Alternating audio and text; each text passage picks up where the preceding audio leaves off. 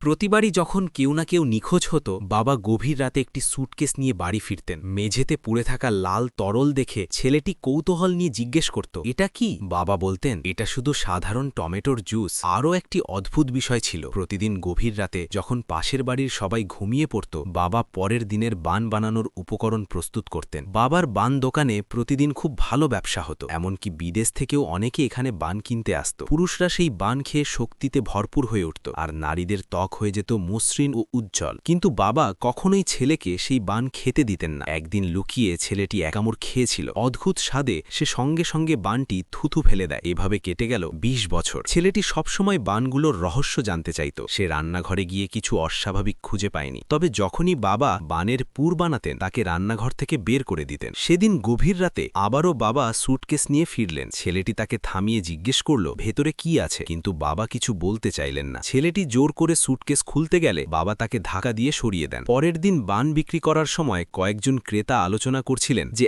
আগের রাতে একজন নারী নিখোঁজ হয়েছেন। তারা নিখোঁজ নারীর ছবি দেখালো। বিকেলে দোকানের সামনে ময়লা ফেলতে গিয়ে ছেলেটি দেখতে পেল ডাস্টবিনে টমেটোর জুসে দাগ লাগা কিছু কাপড়। কাপড়গুলো ঠিক সেই নারীর যিনি নিখোঁজ হয়েছিলেন। সে কাপড়গুলো তুলে বাবার কাছে নিয়ে গেলে বাবা সেগুলো তার হাত থেকে ছিনিয়ে নিয়ে আগুনে পুড়িয়ে ফেলেন। ধস্তাধস্তির মধ্যে বাবার পকেট থেকে একটি নারীর ব্রেসলেট পড়ে যায়। সেই রাতে ছেলেটি চুপি চুপি রান্নাঘরের কোণে লুকিয়ে থাকে। কিছুক্ষণ পর বাবা আবার স্যুটকেস নিয়ে রান্নাঘরে আসেন। স্যুটকেস খুলতে গিয়েই তিনি ছেলেটিকে লুকিয়ে থাকতে দেখেন। তিনি পানির পাইপ খুলে মেঝে ধোয়ার ভান করেন। বুঝতে পেরে যে সে ধরা পড়েছে, ছেলেটি লুকানোর জায়গা থেকে বেরিয়ে আসে। পরদিন পুলিশ তাদের বাড়িতে তদন্ত করতে আসে। পুলিশ জানায় সম্প্রতি আরেকজন নারী নিখোঁজ হয়েছেন। তারা যখন ছবিটি দেখায়, ছেলেটি দেখে ছবির নারীর হাতে থাকা ব্রেসলেটটি ঠিক তার বাবার পকেট থেকে পড়ে যাওয়া ব্রেসলেটের মতো। আর চুপ থাকতে পারেনি ছেলেটি। সে পুলিশের কাছে সাম্প্রতিক সব ঘটনা খুলে বলে। কিছুক্ষণ পর বাবা ঘর থেকে বের হলে পুলিশ তাকে জিজ্ঞাসাবাদের জন্য নিয়ে যায়। ছেলেটি মনে করেছিল সে সঠিক সিদ্ধান্ত নিয়েছে। কিন্তু সেদিন সন্ধ্যায়